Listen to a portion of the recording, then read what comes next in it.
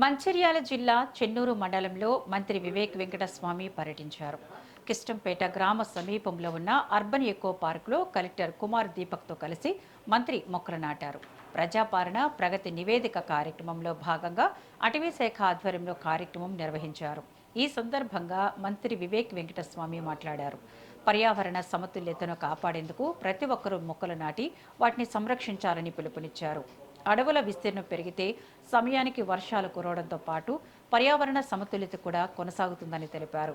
భవిష్యత్తు తరాలకు ఆరోగ్యకరమైన వాతావరణాన్ని అందించేందుకు ప్రతి ఒక్కరూ హరితహార కార్యక్రమాల్లో భాగస్వాములు కావాలని మంత్రి వివేక్ కోరారు.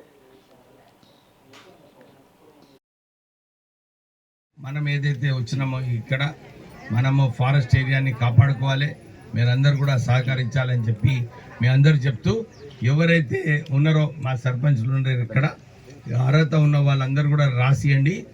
మస్తు ఇల్లులు ఉన్నాయమ్మా, నేను ఇవ్వనీకే మస్తు ఇల్లులు ఉన్నాయి. మీ అందరికీ ఇల్లులు ఇస్తా, మీరు మంచిగా కట్టుకోండి. బిల్లు కూడా మంచిగా పే చేస్తున్నారు ఎవరు. ఎందుకంటే నేను చాలా చోట్ల కూడా పోయినప్పుడు నాకు 3500 ఇల్లులు ఇచ్చినమ్మా. ఇప్పుడు ఎంతమంది కట్టుకుంటున్నారు? 2500 మందే కట్టుకుంటున్నారు. ఇంకా 1000 ఇల్లులు ఉన్నాయి కట్టుకోవడానికి. సో నాకు వస్తలేదు, ఇచ్చిన వాళ్ళకి ఇచ్చిండ్రు, ఇవన్నీ మాటలు ఉట్టేనే మాట్లాడడానికే మాట్లాడుతుంటారు. 1000 ఇల్లులు ఉన్నాయి ఇంకా కట్టుకోవడానికి. మీరు ముందుకు వస్తే ఇస్తాము, కట్టుకోండి. ఇంకా 2000 ఇల్లు వస్తున్నాయి ఈ సంవత్సరం.